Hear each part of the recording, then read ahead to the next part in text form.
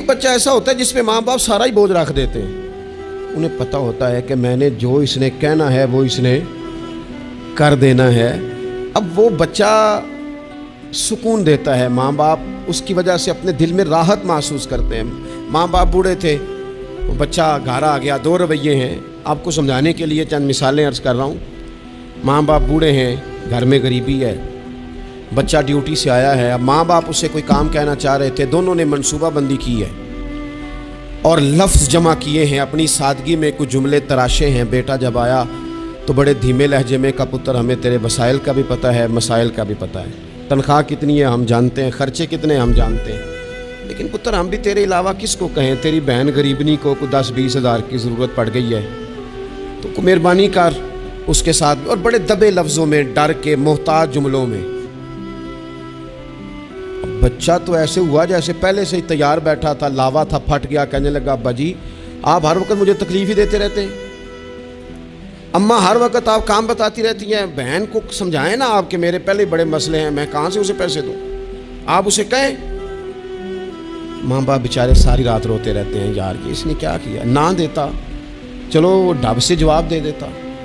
ایک رویہ دوسرا ہے, بیٹا گھر آیا ہے, ماں باپ نے بات کی, کا پتر وہ تیری بہن کو کوئی ضرورت تھی اور ہم تیرے مسائل وسائل دونوں کو جانتے ہیں, دل نہیں کرتا تجھے کہنے کو, لیکن پھر ہم تو اب عمر کے اس حصے میں ہیں کہ مزدوریاں نہیں کر سکتے, تجھے ہی کہنا ہے, تو اگر تو محسوس نہ کرے تو کچھ رقم کی ضرورت تھی. تو پتر اٹھ کے قریب بیٹھ گیا ماں باپ کے, اور اس نے ہاتھ پکڑ کے باپ کا چوم کے کہا, ابا جی مجھے آپ ڈر ڈر کے کام نہ بتایا کریں, آپ حکم کریں, میری جان بھی حاضر ہے.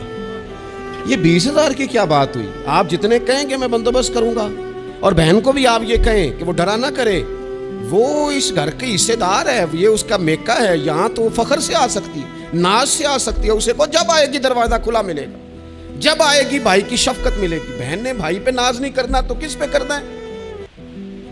روئیں گے اس کے ماں باپ بھی ساری رات ہی, پر دعائیں دیتے روئیں گے, روئیں گے, ان کا بھی تکیہ بھیگ جائے گا, پر ساتھ وہ یہ کہیں گے, یا اللہ اس طرح کی اولاد سب کو عطا کرنا, یا اللہ دیکھنا اس بیٹے کو کبھی تیز ہوا نہ لگے.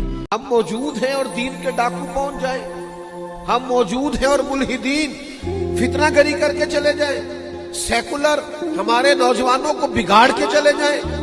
یہ باتیں کرنا آسان ہے کہ نئی نسل کو فلاں نے سازش کر کے بگاڑ دیا. لوگ سازش کرتے رہے تو پہرے دار کہاں تھے, بیٹا بگڑ گیا تو باپ کہاں تھا, شاگرد بگڑ گئے تو سوال یہ ہے کہ استاد صاحب کہاں تھے,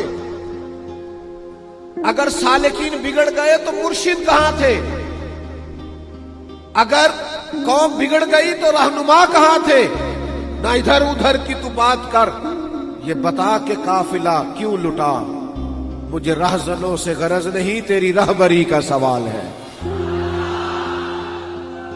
یہ امتی کا کام ہے, وہ غلامی کرے. اعلیٰ حضرت فاضل بریلوی نے کہا تھا, سونا جنگل رات اندھیری, چھائی بدلی کالی ہے. یہ حالات دیکھیں اعلیٰ حضرت کیسے بیان کرتے, کہتے ہیں حالات کچھ ایسے, دین کا کام کرنے والوں, دین کی بات کرنے والوں, دین کا پیغام دینے والوں, اس وقت حالات ایسے ہیں. فرماتے سونا جنگل رات اندھیری, چھائی بدلی کالی ہے, او سونے والوں جاگتے رہنا, چوروں کی رکھوالی ہے.